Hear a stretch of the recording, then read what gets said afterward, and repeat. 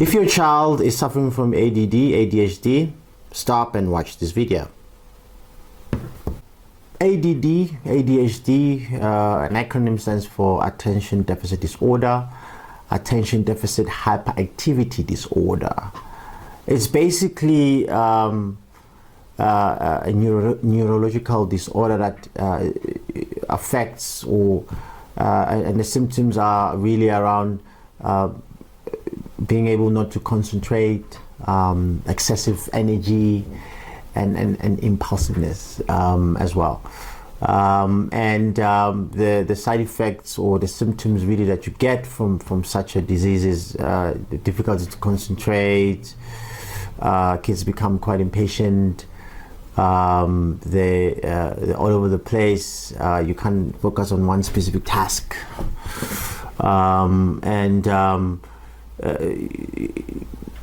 In a class, they become very destructive to other students as well, or the classmates. It's and it has become quite common. I think more and more kids, unfortunately, are being diagnosed with this disorder. More and more kids, I think globally, are being more and more diagnosed with it. And I think the underlying reason behind it has to do with food.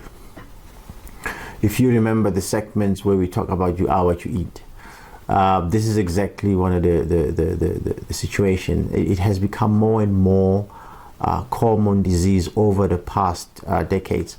More and more kids now, they're being diagnosed with this disorder, and more are being shifted to be prescribed to Ritalin and Adderall, which are really severe and quite terrible kind of medication that any children should be under. Now let's talk about the dons. It's very important to stay away from the food that exacerbate the problem, and actually the food that we also the scientists think that causes the problem. So you're looking at processed food, your snack box or lunch box food, your Viennas, your French. These are all processed food that have been processed with nitrates and various other chemicals, which are very bad for you. If you look at other foods, like for example, that will exacerbate the situation. Your sugar, stay away from sugar. For kids, just sweeteners, no sweetened food with sweeteners and stuff like that. Very bad. That exacerbate the problem, or even underlying issues are caused by that. So it's very important that you follow the right, correct diet for your kids to be able to help them deal with this. If you're looking at using food as a way to help them staying away from these chemical-based kind of medication. Now, food that you need to look at, we urge that you look at food that's full with omega-3, food that has an omega-3. We're talking about wild caught fish, your white fish, your mackerels, your anchovies. Those are really good. They've got a lot of really good stuff in it. Your tunas are really good on that. So these are kind of diet that you'd have on a regular basis for your kids, even adults that actually have this disease or being diagnosed with this disorder. When you're looking at also grass-fed beef, it's high in omega-3. That should also be on the list of things that needs to be eaten. And you need to find grass-fed beef. The normal beef that you're going to have, it's full of other unwanted stuff that will exacerbate the problem. Veggies, ideal very much. A lot of veggies, very good green veggies that will be also good to to stimulate, get the right amino acids into your system.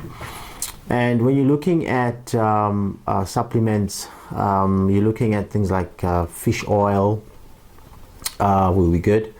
1,000 milligram of that a day will be essential for that. Vitamin B complex is also quite good.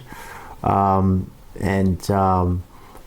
probiotics, very important as well. You must take that. Now we're going to talk about drugs that we hope that you're not going to choose for your children. These two drugs are commonly used or as diagnosed by doctors. It's called Ritalin and Adderall. Most of the people that are on these drugs, they cite symptoms like feeling suicidal and various other feelings, and it's got other adverse effects on the kids themselves. A lot of reported incidences that are not necessarily supposed to be for the kids. For more information, click the link below.